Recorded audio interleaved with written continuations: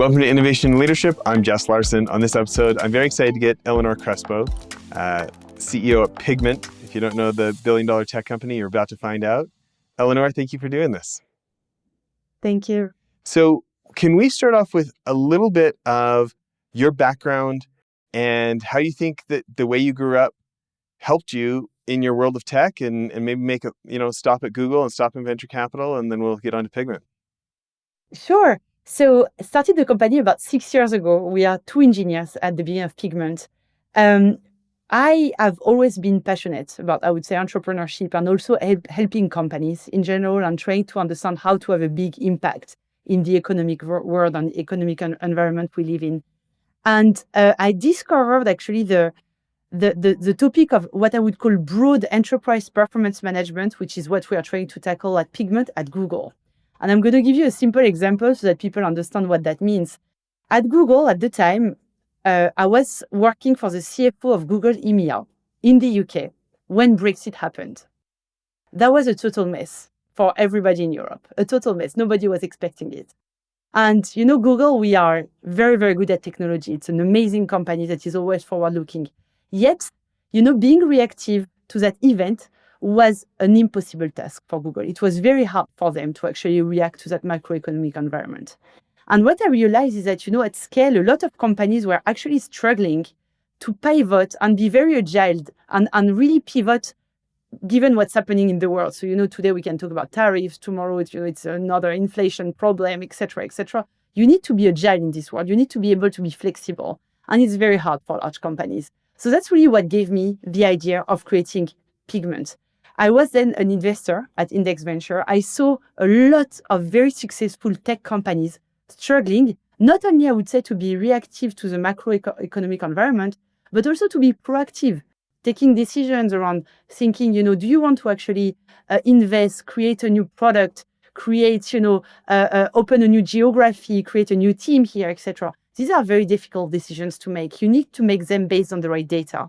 That's really what drove me to build Pigment with my co-founder, was to say, how can we help people understand the data of their company, put it together in one place, and help them project themselves into the future? Yeah, it's funny. I've heard you on other interviews talking about just what a mess it is, especially in a somewhat larger organization, when everything is on Excel spreadsheets and they're not necessarily talking to each other. I was shocked to find out, you look at the 2008 crisis, how many of the hundreds of billions of dollars of credit default swaps were on Excel spreadsheets, and that people were regularly misplacing $100 million. And a week later, they'd call the other bank hey, I did the Excel wrong. You actually owe me another 100. Can you send it over? And these banks were okay with being off by $100 million and be oh, I know what happens to all of us. I was just flabbergasted, That was insane. That came as a surprise to me when I joined Google, because, I knew I was joining one of the best technology company out there. And I started in the search team and then went to work for the office of the CFO. And I realized the full business was run on spreadsheet.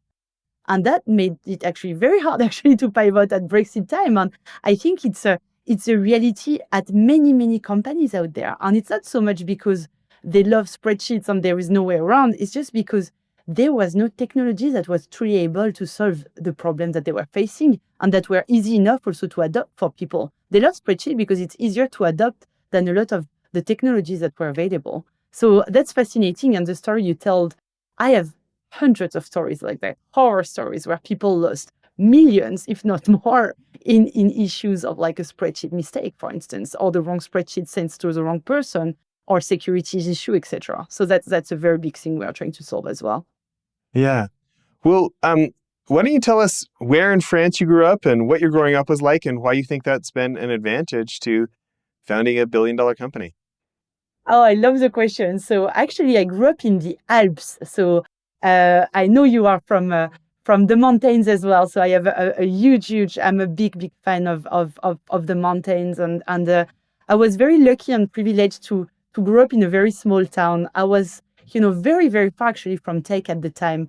But I think the advantage it gave me is that, when you live in a small town and in a small country like France, you understand that if one day you want to build something, you day one have to think globally. When you live in the US, you could say, US is such a big country, you can already do amazing things there. For me, I knew very young, that at some point, I would need to actually go travel the world, work elsewhere, learn how to speak English, etc., because I probably wouldn't be able to create a great company that just staying in my home country, even if I absolutely love France. And so that actually gave me the opportunity to really think broad very early on. And I also think that as someone from the mountains, I've learned very early on that climbing a mountain is hard. And that actually the journey of climbing the mountain is what makes it interesting, not necessarily getting to the top. And that actually during even this journey, you go to many tops, like you go to one mount and then you realize it's at the end, you have to go down and you have to go up again, etc. And I think that actually gave me a real sense of what the effort is, because it's something that sometimes is hard to realize, is how much my journey at Pigment, there is no end to it. It's not like I'm not waiting for an IPO or I'm not waiting. It's not that. My journey at Pigment is a day-to-day. And it's really what I absorb every day. And it's the effort that I love.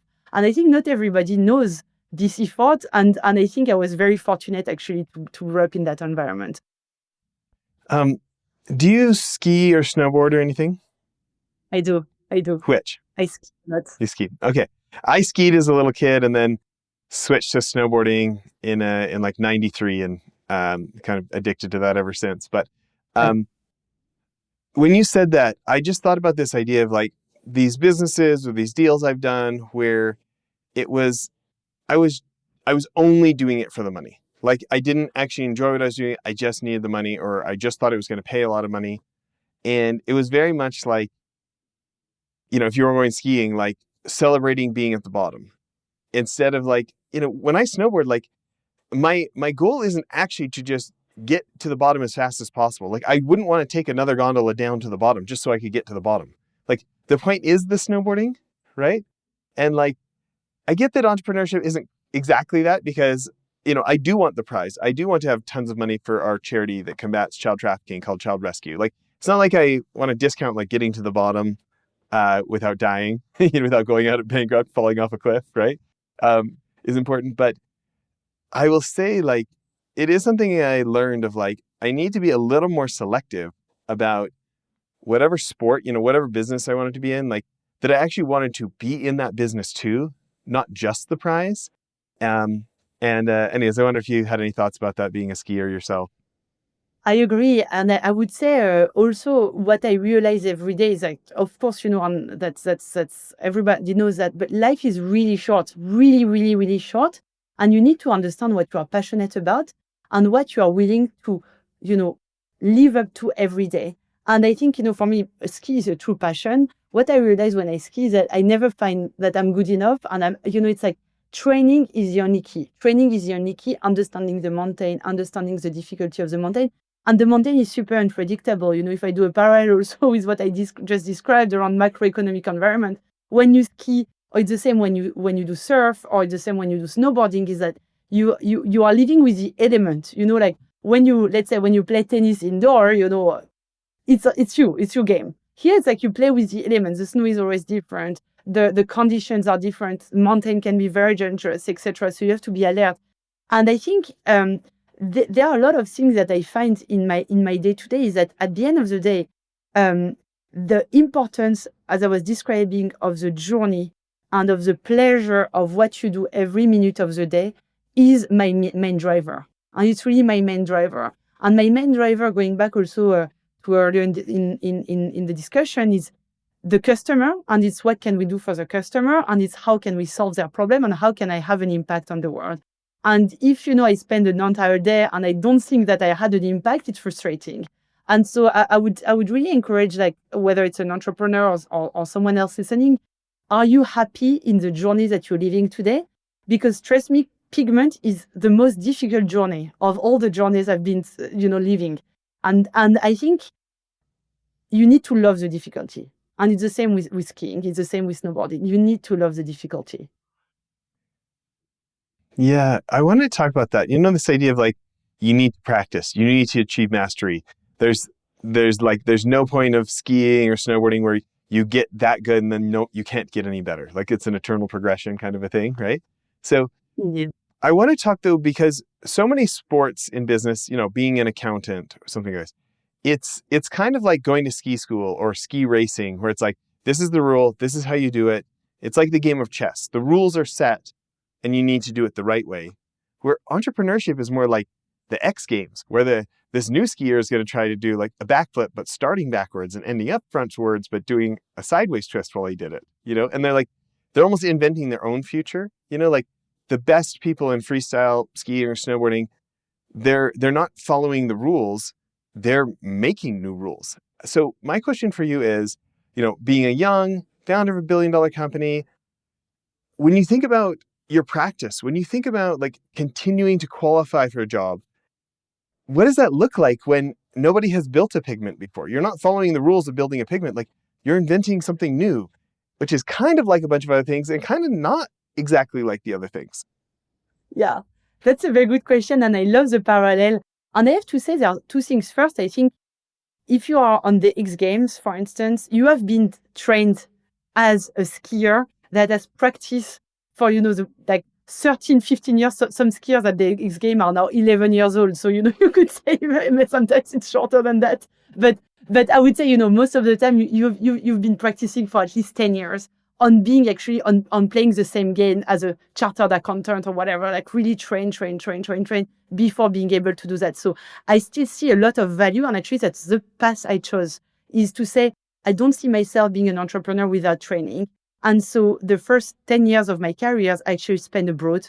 I spent, in the US, I spent in the UK, relearning what it was, leadership, management, finance, business in general, how to grow a big business with index, etc. So I learned all of that, and that training today is critical. Now, the second step is, now that you are playing the X Games, is how do you get inspiration to be the next figure? And I think that's very interesting. And I think here you have different ways of getting there. First, we have customers, and I try to spend as much time as possible with my customers. And they are the ones that are going to give me the ideas on, what should I do? Should I try like a 360 backflip, whatever, something, new figure?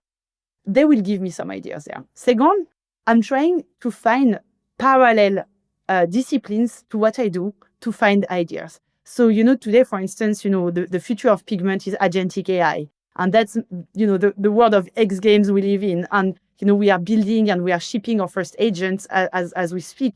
We've just shipped our first analyst agents. It's a total revolution in the world of software, and it's a total revolution in the world of enterprise performance management.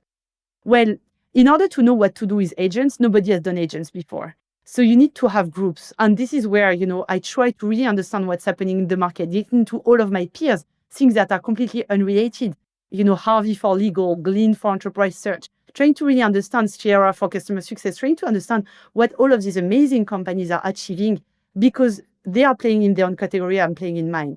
And I can tell you that I'm sure, the X Games skiers, they are probably looking at what Simon Biles is doing or other, in other disciplines to see, hey, how can I invent my new figure? So I would say for me, the most important for a founder is to have your training, keep building on the fundamentals, because your sales, culture will never be good enough, and you have to keep pushing, never settling, but also being very curious about the set of people, whether it's competitors, partners, customers, people outside the ecosystem, to really give you the best idea for your business. Well, I really love that answer. I had Steve Blank on the show. I don't know if you know, that Stanford professor wrote the Lean Startup is based on and stuff. And he built 8 of these companies, and his last one he sold for $8 billion. And you sound just like him on this customer obsession of like, you're not going to invent the great new thing around the boardroom with your co-founders and employees. Like, all the good ideas are outside your building. Like, you need to go spend, like, and it's a little facetious, right? But he's like, you can't trust yourself. You have to, if you want to win, you have to have that feedback directly from the customer, which is funny because I think every CEO would say this, but he lives it so much deeper than other people. It's like different when he says it. And when you say it, it feels different. It feels like you live it deeper than every other founder or CEO who would say, oh, you need to listen to your customers. So I want to dig into this a little specifically. What does this mean, spending more time with customers? What is it like? Are you physically going to their site? Are you on lots of Zooms? Are you doing dinners? Like, let's get like really tactical. Yes, absolutely. So very happy to give our routine. First of all, it's not me, it's the entire company that needs to be obsessed about customers. So it's not something you just say, it's something that you have to live. So that means that every communication to the company, every all ends, every time we speak, it's like, remember company, remember team, our first thing we need to care about is the customer. Every time you have to make a decision at the company, it can be even like an HR decision. Think about the customer. Because imagine we are thinking about the next wave of hire. What do we need for the customer to be a happy customer? How do we do trade-offs there, here, there, etc.? So we have to be customer obsessed throughout the company. That's the first thing. Whether you sit in legal, in HR, in finance, in sales, customer first. And of course, who needs to be customer first before everybody else? The product and engineering team. They are the one that needs to spend more time than anyone with customers. And that's what sometimes tend to not happen at companies, because it's so much easier, to have the sales team and the customer success and support and other people that, have the day-to-day interaction. No, you need your product team to be obsessed about understanding the customer. So it means we have built a lot of process. So I can talk first, about myself and then about the rest of the company. So first of all, trying to be very, very decisive on your agenda of like making sure that you carve out as much time as possible every week, at least a third of your time every week, talking to customers. And then what are you going to talk about? What is important is to ask them the question that hurts. It's like not like to have the courage basically to put, yourself in danger. And what I always try to ask every time I meet, whether it's a prospect or a customer, is like, what could we do better? What my team has done that I know my team is great. I'm not saying they are not great. I just want to know what we can do better for you. What hasn't been achieved? What is your wildest dream that we can go after? And I have a list of questions that I always tend to ask just to put on my roadmap, and whether it's things for the product roadmap, whether it's things for customer success, for the sales team process that we can do differently to really put the customer at the center of what we do. And I try to gather that and be very systematic about that. So that's the first thing. And really put myself in danger asking the tough questions. Second, we need regular check-ins. So we send very, very, very, very often some surveys to our customers, to our partners, to understand the experience, the product, the roadmap, what would they like to see, the vision. We share the roadmap publicly as well. We get people to vote on it. So that also, allows customers to really interact with us on a daily basis. We do QBRs with our customers. So it means we do like quarterly business reviews where we really spend time, deep dive. And it's not only like the economic buyer, it has to be the users, it has to be the executive. Everybody at the company has to be involved because we need to understand the different perspective. There are the people that are on the daily basis on the tool, but there are also people that are maybe going to use the tool once a month. We need all of them, the happiest customers. So that's a lot of work. Finally, we have some routines around a customer advisory board, for instance, that we organize. And the customer advisory board is an amazing event that actually is a mix of having our customers, having our product team, having our engineers all together, sitting together on building the roadmap of the future for Pigment. And not only the product roadmap, but also the customer experience roadmap. So these are examples, and I'm not giving you the full list, but these are examples of things that we do. Can you talk about that last one again? Is that you're physically getting them in the same room? Is this virtual summits? Is it both? It is physically. QBRs, we also, by the way, try to do, you were asking physically, not physically. So we try to do QBRs physically.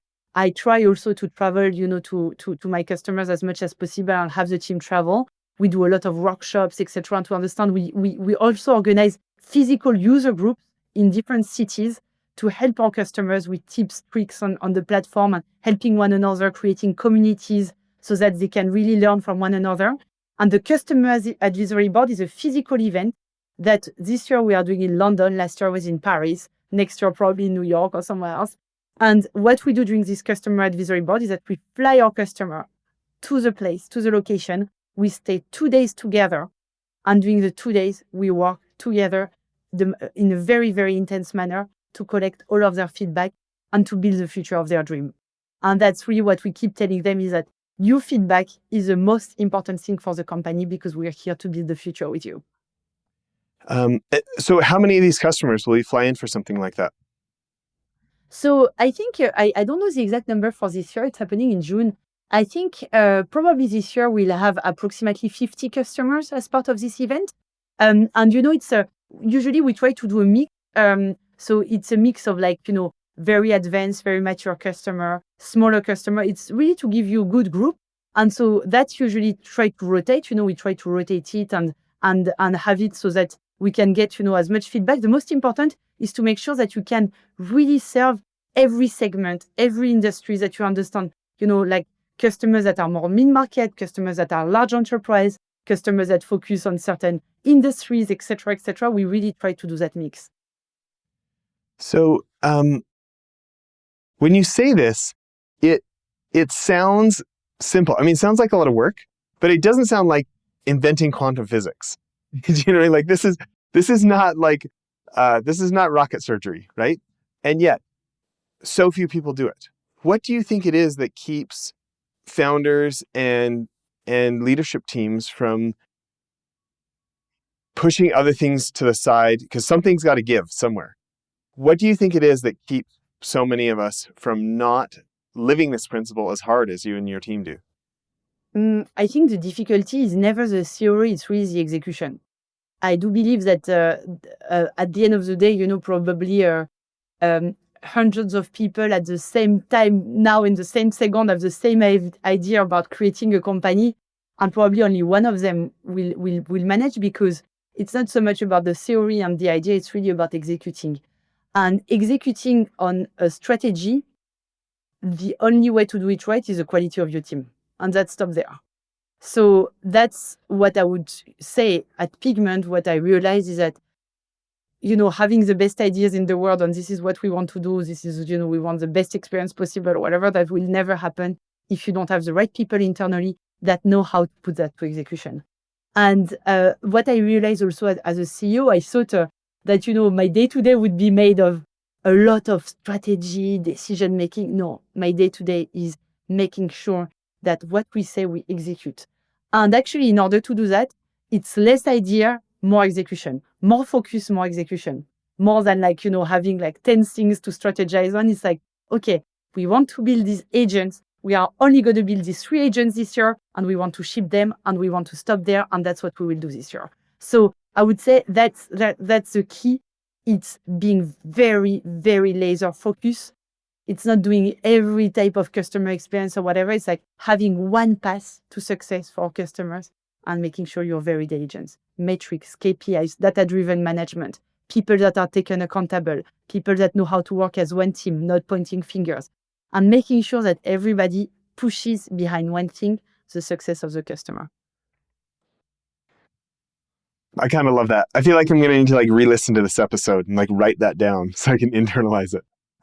I want to take a right turn. So lately, we've been able to have some great female founders on the show who built billion-dollar companies. Liz Elting, Melissa Bernstein, Jess Ma. And I have 4 kids, 2 daughters, and they both want to be entrepreneurs. If you had any advice specifically for young women who are thinking about not just building a small business, but building a large business, what advice would you have for my daughters? Oh, I love that. And I'm so happy if they both want to be entrepreneurs. We need many, many women entrepreneurs to build the world of tomorrow. So maybe my first advice is to understand what will make an impact in the world of tomorrow. Because we live in a world that is difficult. We live in a world that, we are entering into a chapter where there will be a lot of great things happening and a lot of very bad things happening. And there is some of the most incredible technology now out there with AI, and AI can solve a lot of problems in today's world. But they are also, technology can also be very harmful, and there will be also a lot of issues, global warming, the disastrous consequences of climate change, socioeconomic issues everywhere in the world, etc. So I think before launching a business, I think I would advise everybody to think carefully about having an impact. Because if you don't think about that, I think it's going to be hard for you to find the passion over the years. Because what I see is that, as I was telling, the journey is difficult every day. So if you don't see an immediate impact on what you do, you will never find grace into the journey. Second is think about what drives you, what makes you happy, what is really like, who are you, like really getting to know you, to know what makes you happy, and what is going to be that path to happiness. And that's very different from one person to another. Because again, when I look at my day to day, everything is so hard that if I'm not taking joy into these challenges, it's going to be impossible for me to be successful. So this would be my true advice. And then, of course, on top of that, it's understanding maybe what you don't know, trying to get trained on what you don't know, and really trying to have an understanding of, what would make you an amazing entrepreneur and try to build around that. And that's what I tried to do with my early career before launching Pigment. I think that's great advice. When you think about the advantages and the challenges of being a female founder today, what do you think those are? The advantages and the challenges. So I would say my first answer would be that I am not, I'm not really looking at my adventure as, like being a female entrepreneur. Let's put it this way. I'm more seeing the adventure as being an entrepreneur that is trying to have a great impact. But I would say, first of all, the challenges is that clearly we are lacking women in this ecosystem. And that's a huge problem. We are lacking diversity all across. And that's a very big problem. It creates problems everywhere.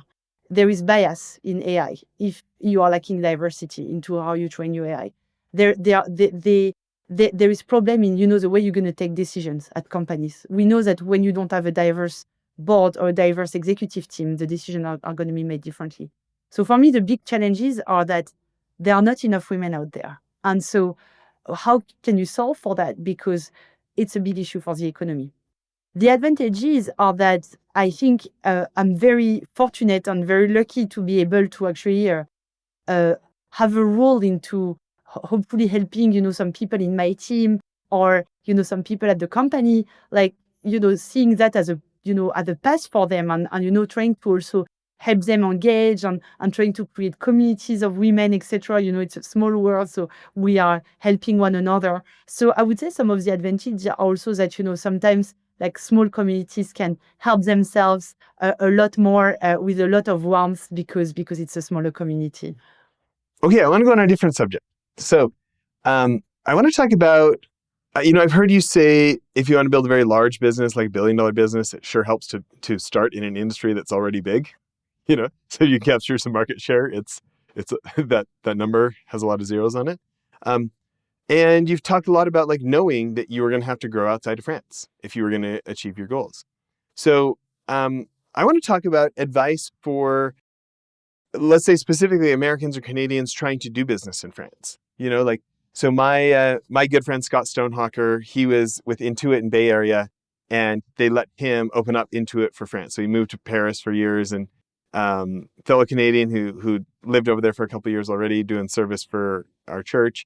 And I got to hear all these crazy adventures from him and navigating different kinds of government issues and bureaucracies and just different staff expectations, coming from either Canada or Silicon Valley.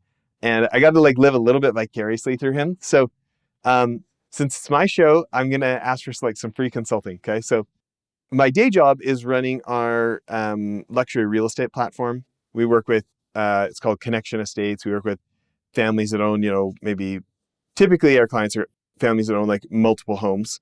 And they're like, oh, we're just not using home number 4 as much as we used to. And so we say, okay, well, why don't you tell us how much of that you're wanting to keep?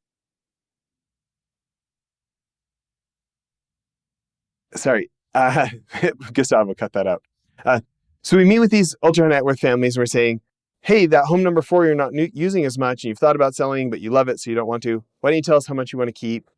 You want to keep a half, an eighth, something like this. We'll find, why don't you pull the rest of your equity out? I'll find another high net worth family that wants a place in Miami or a beachfront in Italy or something like this. And then we stay really close to them over the years that they own part of that home, and we manage it and make it feel like the Four Seasons, but their own house. Bring the chef in, bring the nanny in, anything like that, right? So I just got an offer from a friend. He has built multiple multi-billion-dollar companies, and he sent me this place, and he said, "Hey, there's this $57 million chateau in the South France. I just got offered it for like 30 million. Do you want to do this? Do you want to own this one with me?" And I was like, "Oh, that's pretty tempting. It's like, right off the Mediterranean." And so there's two sides. There's one of us bringing other people who would love to own a vacation home in your country. And then there's a second one of like, we would love to have the very successful, especially entrepreneurs or fund managers from France who want to have some luxury home somewhere else. We would like to attract them to work with us. And it's like, well, how do we get them to want to work with an American company to handle their global real estate portfolio? Any thoughts Yeah, very, on, let's go through both of those one at a time. yeah, okay. So maybe on the first question, I think I will tell you a story, which is when I was actually doing my studies. I did engineering studies, and we were all going for internships, and we were all going abroad.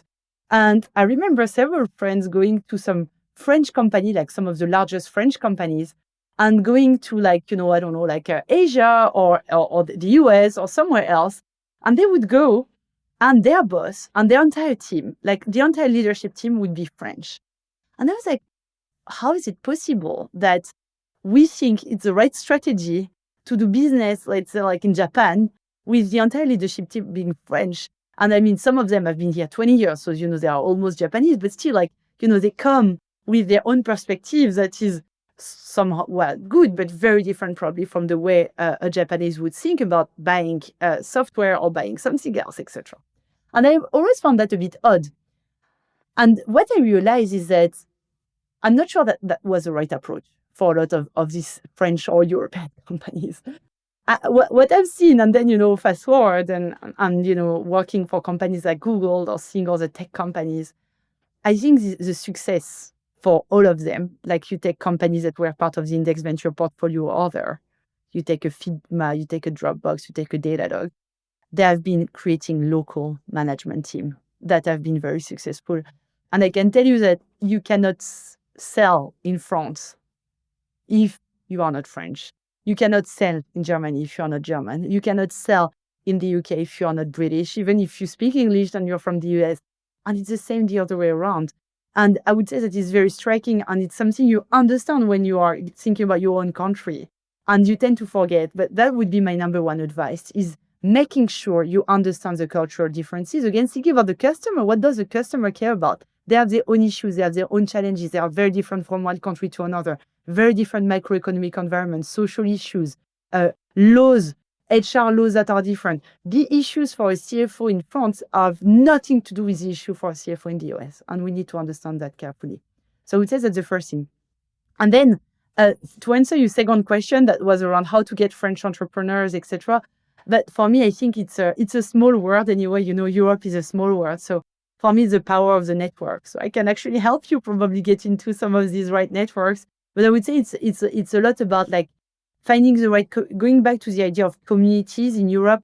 We help one another a lot. There are a lot of small communities that are really here to help people create global businesses, etc. So I would say it's really about finding these right networks and getting into them. Sounds like I need to come have some parties in Paris and Cannes and, hang out. Absolutely, absolutely. Hang out here more. Well, twist my rubber arm.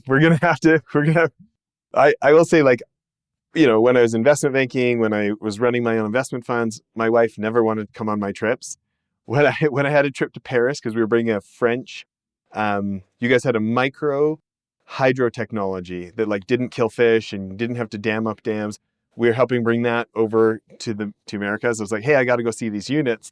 I was going to Paris. She's like, I'm coming. That was not a tough trip to talk her into. I love it. Yeah, that's what we see with our customers too. When we invite them to Paris to meet the team, we never get a no. That's a secret weapon that we have, I have to say. Yeah. I'm going to start having I'm going to have customer retreats in Park City up top, right? That's a good one too. I think that's hard to say no to that. Well, I know we're kind of winding down on time.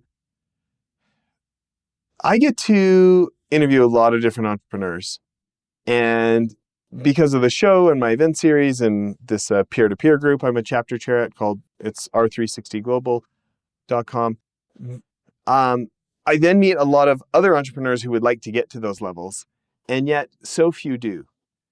What do you think is different about you? There's so many people who would like to achieve what you have, but haven't been able to. What do you think you do different, or how do you think you're wired differently? So first of all, I'm not sure, I don't consider that we have achieved so much so far. I think that we are still at the very beginning of the journey with Pigment. And I think we have achieved not even 1% of the roadmap we have in front of us. And I think the revolution of AI and the revolution of how we are going to transform the way people work is only starting. It's only starting. We are going to completely change the way people work in FP&A, in HR, in supply chain, you name it. So that's just the beginning. And so I would say I don't consider Pigment a success, and I don't think I will ever consider it a success because, again, I'm going back to the journey. For me, the success is more like based on micro success, on like the success at a customer, making sure that we have implemented them well, that they understand the value we had promised we actually deliver on. So it's more made of these micro successes. Now, I would say what we probably did well since the beginning is to manage to be global very fast, is to manage to actually, think very broadly about the category with a large ambition. So I would say, if you are thinking about creating a software, and if you are thinking of like launching a company, I would say be fearless about the size of the market, be fearless about going after the largest player. We are going after SAP, we are going after Oracle, we are going about IBM. A lot of people would have told me that it's probably impossible to go after them. And yet we are successful today doing that. So I would say be fearless. These players are legacy players. There is better things to do out there. So just go listen to yourself, be overly optimistic, because if you have the ability to execute, you will be successful. So that's the first thing. The second probably is surround yourself with the right people. That has been my key since day one. You cannot learn on your own. You have to surround yourself with the right people, and it's only the power of the team that will bring you to where you want to go. And third is work harder than anyone, because trust me, nothing comes for free. And I remember when I was at Index, I was seeing some companies and I was like, oh my God, that company, the growth is extraordinary. They are so lucky, it's coming, and, I'm sure it's not that. Oh my God, I was completely wrong, seeing it from the inside and talking to my peers that were doing that at the time. Nothing comes for free. And the quality of what you do is only going to be based on two factors: the quality of the people you bring in, bringing the best of the best talents, and having them passionate to work harder than anyone with this founder mentality to create the largest player in a category. So that's what you should be aiming for. Well, I think that's such solid advice. I think it's kind of a mic drop. I don't know if we can top that. I mean, that's incredible. Listen, if people want to follow you on social, if they want to come get a demo of the product, what are the places they should be going online? Yeah, so they can go to pigment.com. They can follow us on LinkedIn. They can follow myself, Eléonore Crespo, directly on LinkedIn, follow our news. They can also look, on the website. We have our public roadmap online. They can ask for demos on the website, and they all can actually look at their self-serve demos directly on the website. So please come to us, and we would love to welcome you and show you how we can be helpful to your company. I love it so much.